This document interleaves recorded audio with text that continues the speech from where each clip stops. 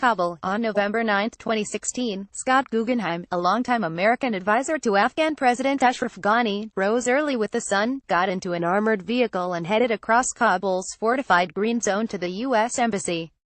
Afghanistan is 8.5 hours ahead of the east coast of the United States, and the American expatriates, Afghan elites and others who had managed to scare up invitations had gathered in the basement of the embassy, a city block-sized, blast-resistant compound as charmless as it is spotless, to watch the results of the American presidential election. The basement was dominated by State Department employees, who are officially barred from political activism while living abroad but tend to support Democrats. Some, anticipating a Hillary Clinton victory, were even calling the occasion a party. On the wall hung a Donald Trump piñata. By mid-morning Kabul time, however, Trump had taken a commanding lead, and the mood in the embassy basement began to shift. Ties came undone, breakfast danishes were anxiously devoured, and under the red, white, and blue bunting, a stunned silence settled in. The cover band that had been playing earlier packed up its instruments. Some of the diplomats were typing furiously on their BlackBerries. Others stepped outside to smoke, leaving behind a more Trump-friendly crowd of uniformed soldiers and veterans who had returned to Afghanistan as private contractors. Story continued below. Guggenheim recalls thinking of the election outcome for Afghanistan, it's not such a bad thing. But for the United States, it's a disaster. Depressed, he returned to bed. A few days later, he saw Ghani at the Gulkhana, the presidential office. "Will you give me a passport?" Guggenheim asked him, jokingly. Ghani told him he would. Guggenheim is not a household name, but anyone who knows anything about international development, or Ghani, or the makings of the modern Afghan state will have heard of him, or have worked with him, and might be a little surprised that he didn't have an Afghan passport already. His title is modest, senior advisor, but his imprimatur is on many major government policies that have come out of the Gulkhana. If Ghani, a former academic whose lifelong passion has been studying how to fix broken countries, is Afghanistan's development expert-in-chief, then Guggenheim is his American alter ego, Ghani's Ghani. Guggenheim recalls thinking of the election outcome for Afghanistan, it's not such a bad thing. But for the United States, it's a disaster. Guggenheim has been serving the Afghan state off and on for as long as the United States has occupied it, so long that, when he speaks of Afghanistan, he often slips into the collective possessive pronoun, our country, our people, and refers just as reflexively to you Americans. He has worked with Ghani since 2002, but the two men have actually known each other for 36 years, long enough that, even though Ghani now holds the highest office in Afghanistan, Guggenheim still refers to him by his first name. Over that time, amid Afghan politics, literal palace intrigue and Hobbesian infighting, Guggenheim has somehow become one of the most powerful people in the country. He often functions as a connector, between Kabul and Washington, between Washington and its many allies, and sometimes even among the various branches of the American and Afghan governments. Whatever the Trump administration decided to do on Afghanistan after the inauguration, Guggenheim would play a major role implementing the Afghan side of the bargain. A week after the election, Guggenheim, who is 62 years old, arrived for an interview in the garden of my house in the diplomatic quarter of Kabul. He was disheveled and shiny with sweat from the unseasonably warm autumn we were having, a fleece jacket pulled over a crumpled suit, the wardrobe a metaphor for a man who had spent most of his career as a globe-trotting anthropologist before landing, unexpectedly, at the beating heart of a political culture he had previously known nothing about. Born and raised in New York and also educated in Florida and Baltimore, Guggenheim worked in Mexico, where he picked up Spanish, and Indonesia, where he built his career and his personal life. His wife is the Indonesian human rights activist Kamala Chandra Kirana. He has been called the brain of Dr. Ghani, but in interviews in the months after the election, he was at constant pains to deflect attention. His business cards contains just his name and a Gmail address.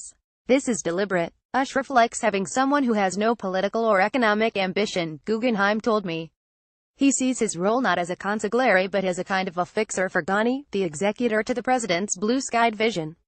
Ashraf has a pretty clear agenda. I always thought my job was to help him realize it, Guggenheim said.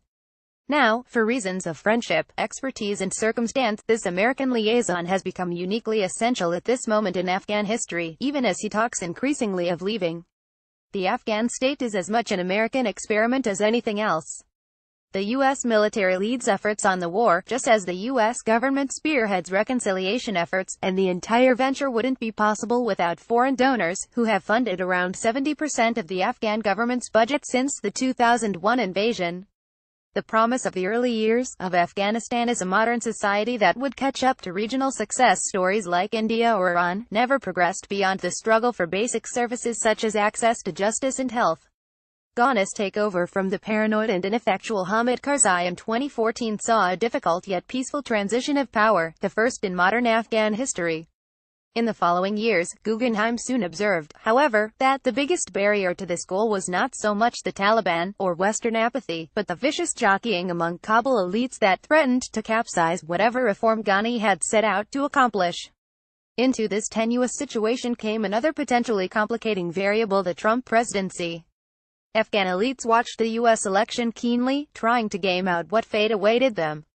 Since taking office, Trump has offered a re-energized, if still shapeless, American military agenda in Afghanistan, which Guggenheim believed would free up the Afghan government to focus on internal reforms.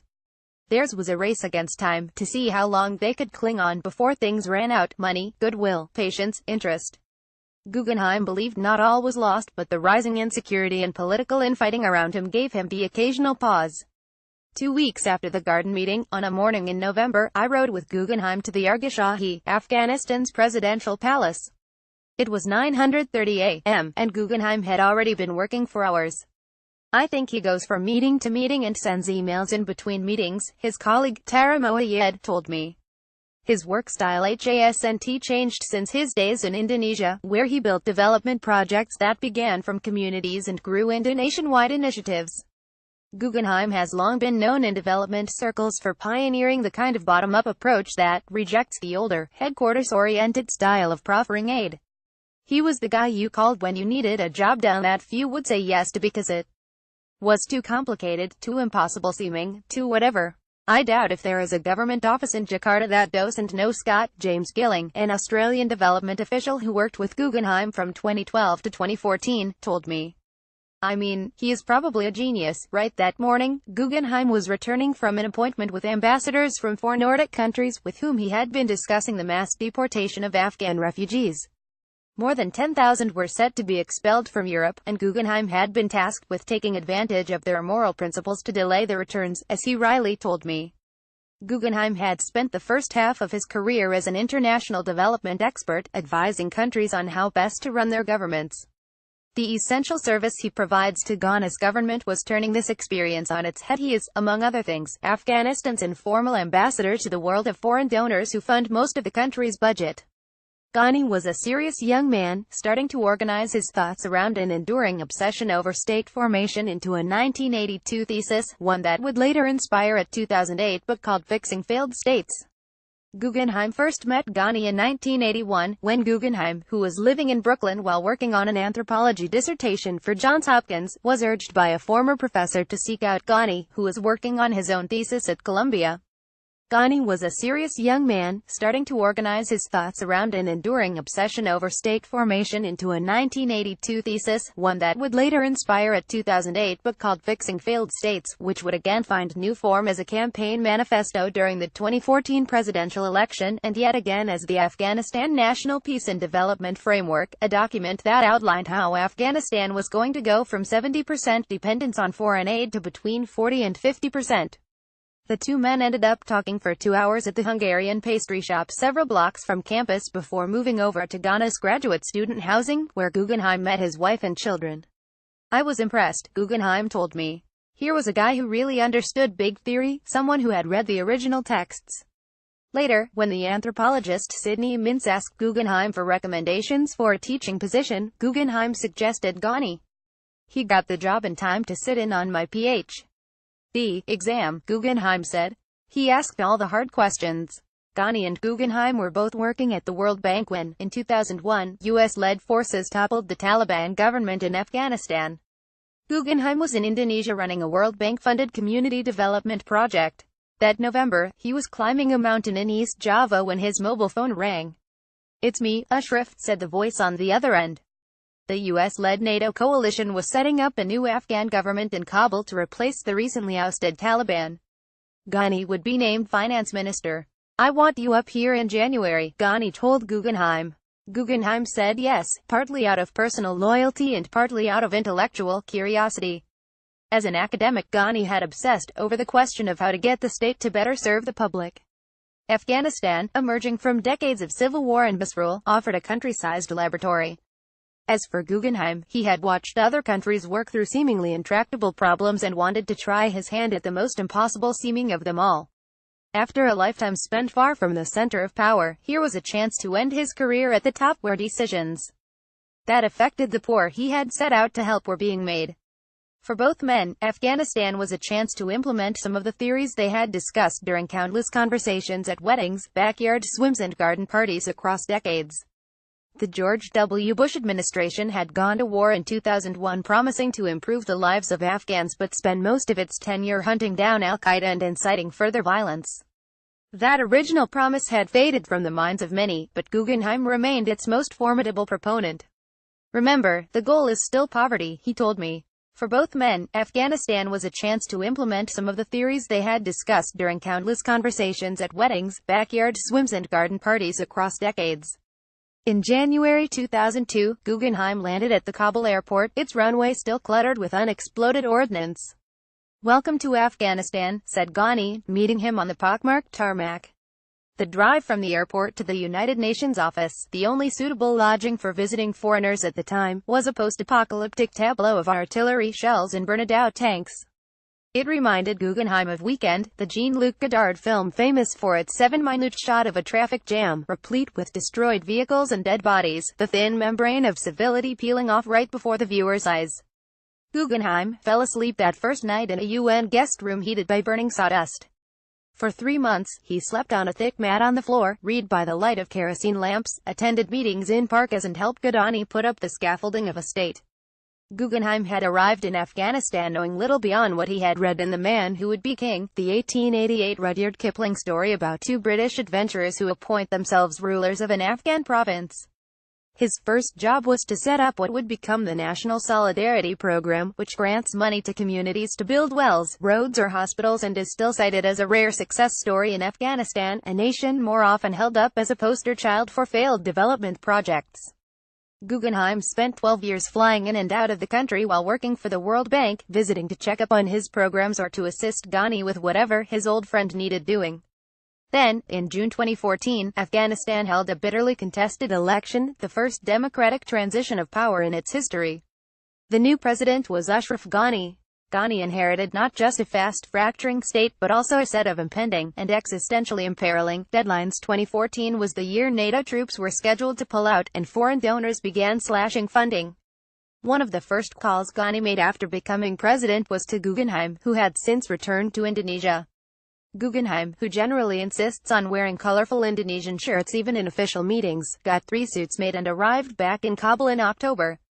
That November morning, Guggenheim's car inched through Kabul traffic and arrived at the first of many checkpoints surrounding the Green Zone, a cordoned-off area of downtown Kabul that is home to NATO headquarters, embassies, news bureaus and other foreign outposts. The gated community had been carved out of the city without the city in mind, and the resulting interminable traffic is, for Afghans, a daily reminder of the second-class status they endure in their own country. While we waited to be let into the palace grounds, a convoy carrying the U.S. ambassador drove by, coming from the embassy a mile away, an imposing structure that Guggenheim derisively called Fort America. The original Arga Shahi was built by Abdur Rahman Khan, the Iron Emir of Afghanistan, in 1880, after the Second Anglo-Afghan War destroyed the previous royal residence. Each invading army added another building, and today, its Catholic architectural styles reflect the sedimentary layers of outside influences that have shaped, or failed to shape, the country. Once inside the security perimeter, we headed for Kot Bagsha, the house of the small garden, the building where Guggenheim was then living. We passed through an archway adorned with floral discs that harkened back to the time of Alexander the Great. This, Guggenheim explained, was the Afghanistan he had fallen for, a country with the real presence of history. Somewhere up here is where they strung up Najibullah, he added. Afghanistan's last Soviet-backed president, Mohammad Najibullah, was overthrown and spent 4 years in seclusion before being castrated and dragged to death behind a Taliban truck in 1996, his body put on display hanging from a noose of piano wire, with imported cigarettes and rolled-up dollar bills stuffed in his mouth. For most of its existence, the palace compound has been the center of not just the country's political life but its social life too. President Hamid Karzai, after taking up residence in the ARG, used the building similarly, hosting group dinners for as many as 700 supplicants and opening up the royal mosque to anyone who wanted to join him for Friday prayers. Ghani, whose solitary disposition is legendary, preferred to dine with his wife at home.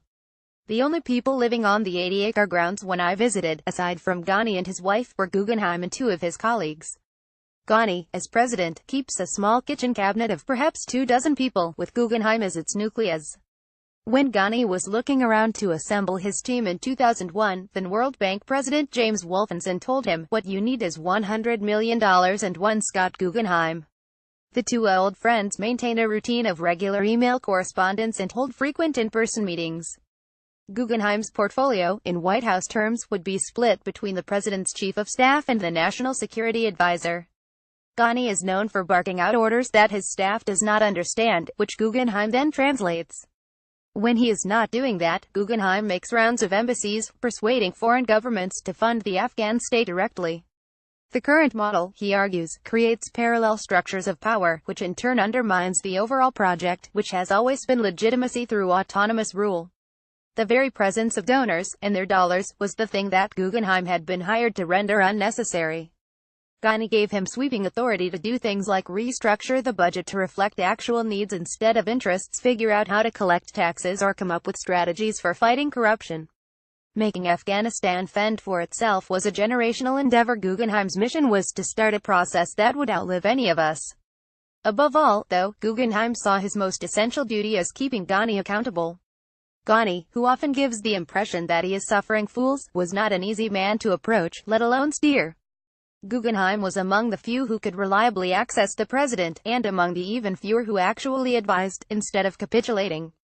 When Ghani was looking around to assemble his team in 2001, then World Bank President James Wolfensohn told him, "What you need is $100 million and one Scott Guggenheim." Guggenheim's unparalleled access to the president has occasionally been a source of discord among Ghani's other staff members. He draws a lot of criticism because it is more like there is an individual who is doing things rather than the system doing things, a finance ministry colleague told me. They say, "Oh, there is this American guy who is running around the palace, there is a Scott that does things." Afghans who have never met Guggenheim but have heard the name Scott are sometimes surprised to learn that he is one man instead of an acronym for an entire office. In a country rife with well-earned paranoia about foreign, and particularly American, influence, Guggenheim is easy fodder for conspiracy theories. During a protest in Kabul on June 2, posters appeared with his face and text in Dari that read, "Ghani Bizarre and shocks Moraxid Ghani dances on the order of this man." If anything, Guggenheim's sympathies run far closer to Afghanistan than the United States. He sees Afghanistan as a victim of modernizing struggles. What the British achieved was turning one of the oldest civilizations into warring tribes, he told me. What the Americans did was empowering the Mujahideen without thinking through the consequences. In the second round, the Americans brought back warlords. How do you lose a popularity contest against the Taliban? They found a way. A decade and a half of American occupation, Guggenheim continued, produced democratic institutions with the outward appearance of a democracy, but all about patronage, he told me. Is the Parliament of Afghanistan really representative of the country, or is it a bunch of warlords dividing up national rent? This is what American foreign policy in Afghanistan has created. The institutions they built up are deeply corrupt. They do have elections, but in terms of power structure, it is a deeply flawed version of democracy.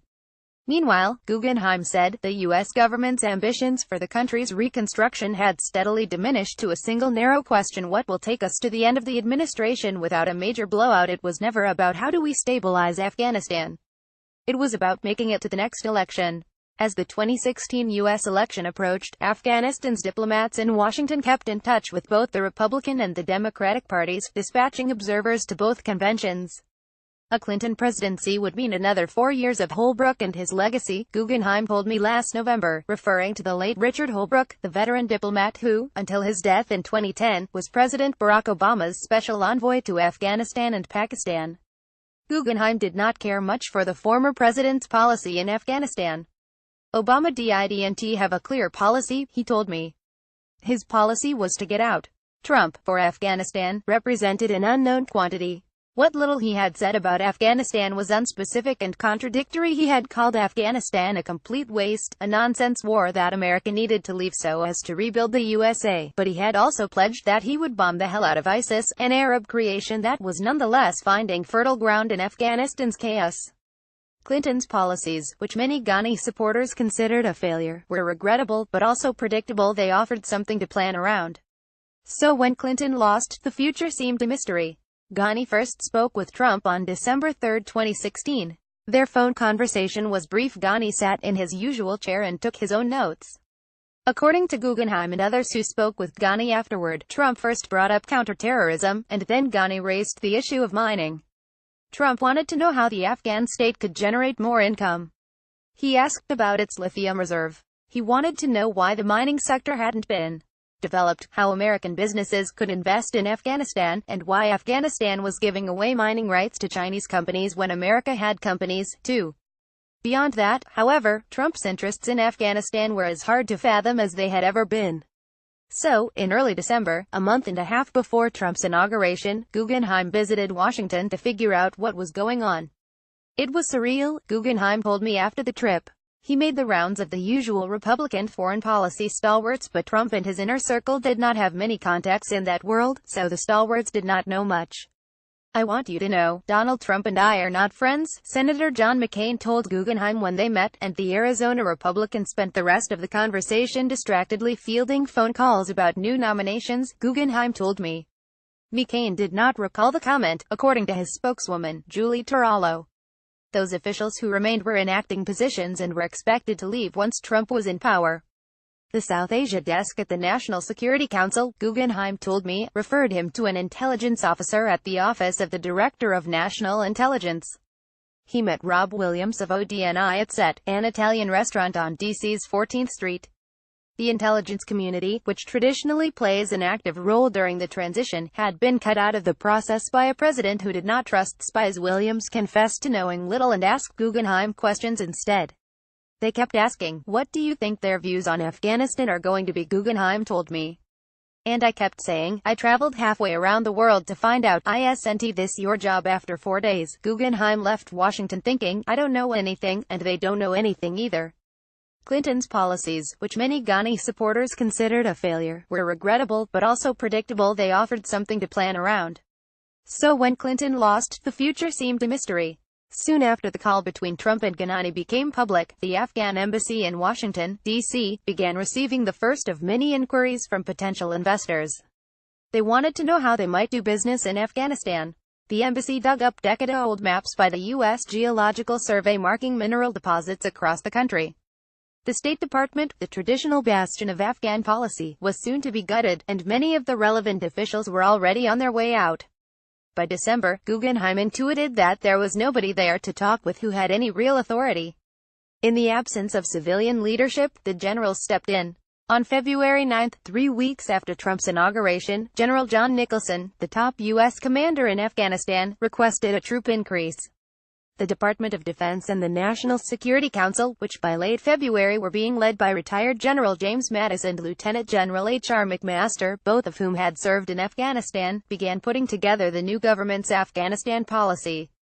In April, McMaster traveled to Kabul to meet with Ghani and his team. The night after McMaster flew out, Guggenheim stopped by the Gul Khana, where he found Ghani in a good mood. McMaster, Ghani told Guggenheim, asked all the right questions. "We have a counterpart who really gets strategy." He wanted to discuss long-term planning and improvement, Ghani told Guggenheim, over Obama, who had campaigned on the promise of bringing troops home. In practice, that meant not fighting a 16-year war, but a 1-year war 16 times over, Guggenheim said. McMaster was also good at calling out whoppers. "Our side would try some standard bullshit on how we have great plans to fix everything," Guggenheim said, and McMaster would say, "I heard all this in 2012. Tell me what's new." For the Afghan government, McMaster's arrival marked an inflection point in otherwise uncertain times. His 18-month tenure in Afghanistan put him well ahead of most American policymakers, who, even after the United States' decade and a half in the country, did not know basic facts about Afghanistan, that the Afghani is a unit of currency, not the people, or that the country's official languages are Farsi and Pashto, not Arabic. His arrival also marked an unmistakable shift in who would be leading the Afghanistan portfolio.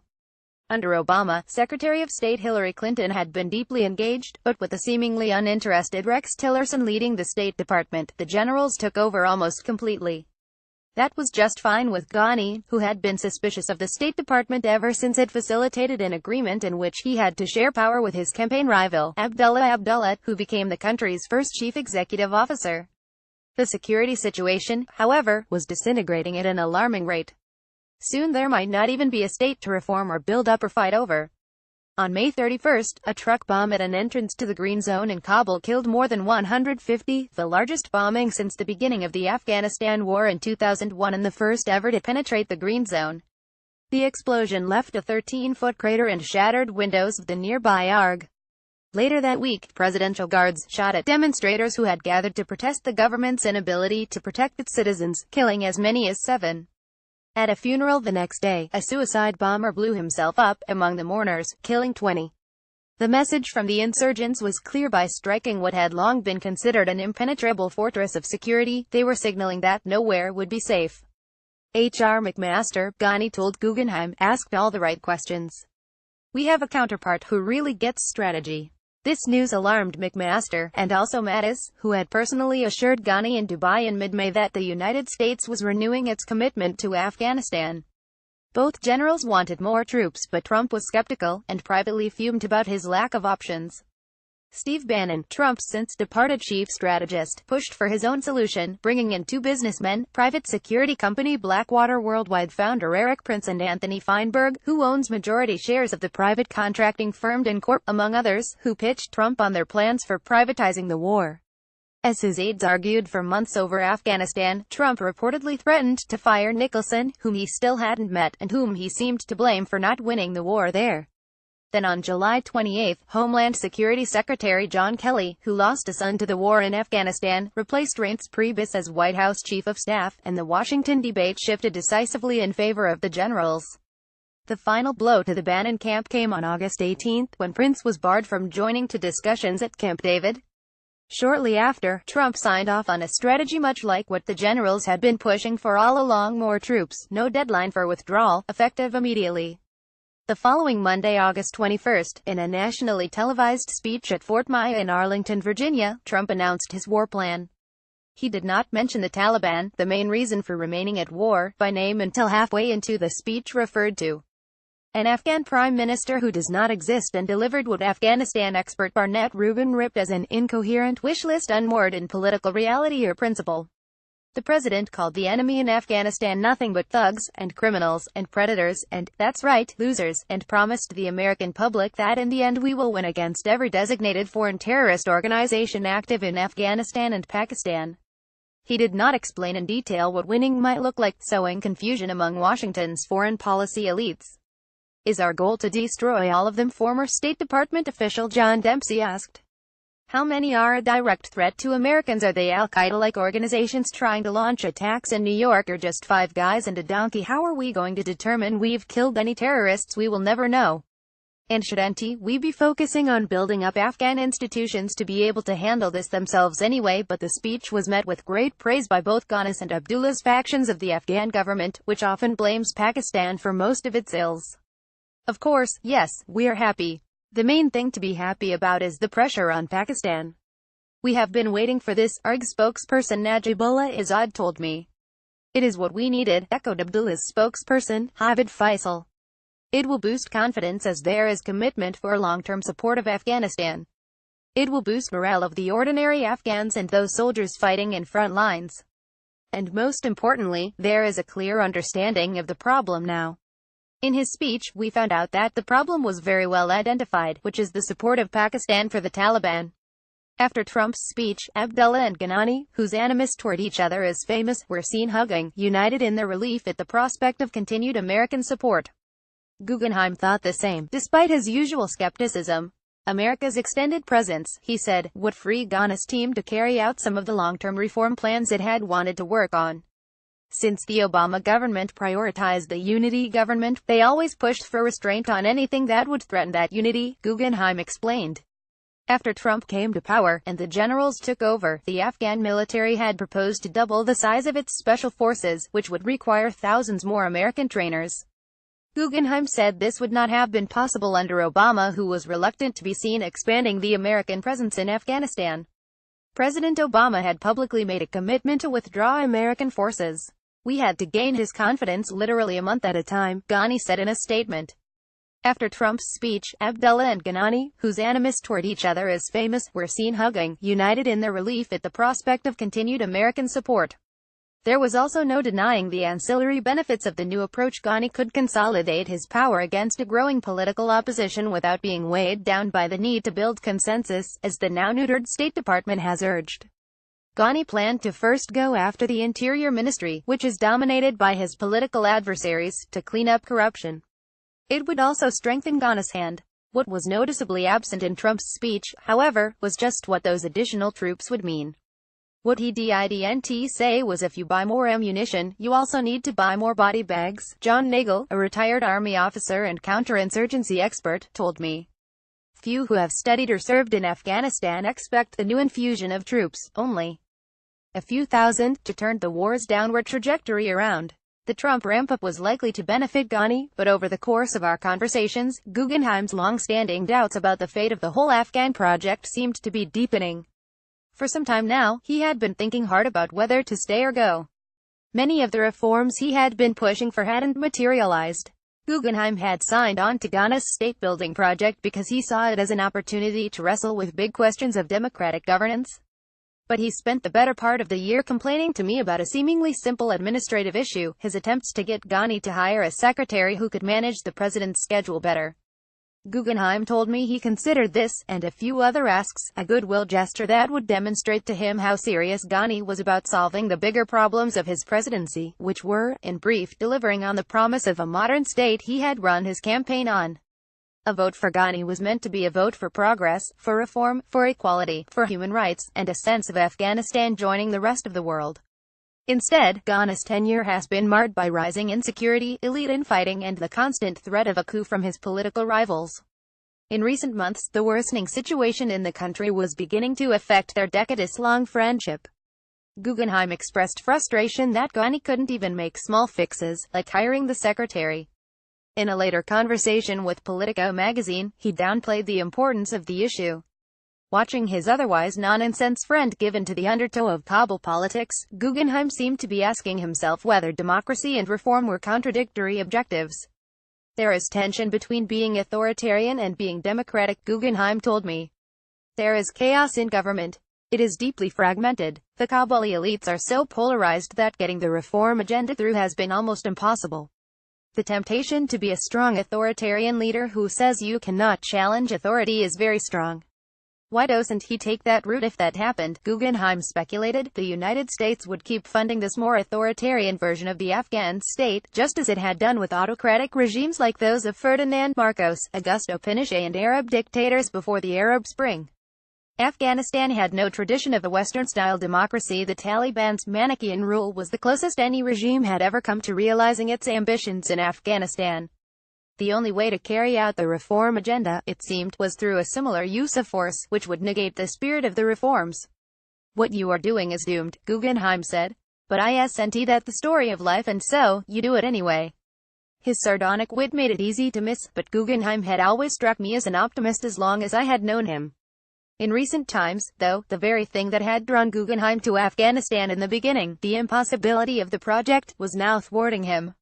He had good days and bad days, but overall, he seemed to be losing faith in his ideals and his ability to implement them. It wasn't clear whether this was because the aid system was broken, which it was, or because Ghani had modeled his vision for Afghanistan after Western versions of capitalism and democracy, which were coming undone, or because of the simple fact that he has never manned a big organization or a big project before. Around then, the death threats that had become a regular fixture of daily life in Kabul had increased in frequency and specificity, and the posters with Guggenheim's face on them now loomed larger in his mind. I don't really like living in Kabul, because I live under a lock and key and with a death threat, so that is not my best place, he told me. But I am willing to do it as long as that agenda is there. It is a fucked over country with people I sort of like. If it is just spinning wheels, I would rather go live in my little apartment down in Brooklyn. When I reached him in July, Guggenheim sounded defeated by events. It's the hardest place I've ever worked in, he said. The chances of success are middling at best. Back in November 2016, on one of the first occasions I spoke to him, I had asked Guggenheim why he bothered at all. What I'd like to see is countries with deep historical legacies that are struggling to pull it off, he said then. Some sense that they will finally get their act together and they are going to be democratic and there is going to be basic freedoms. Kids can go to a movie theater and not worry about being blown up, that sort of thing. I'm still a deep idealist on those scores. What you are doing is doomed, he said. But isn't that the story of life and so, you do it anyway. Mei Jung is a Logan Nonfiction Fellow at the Carey Institute for Global Good and a visiting scholar at New York University's Arthur L. Carter Journalism Institute.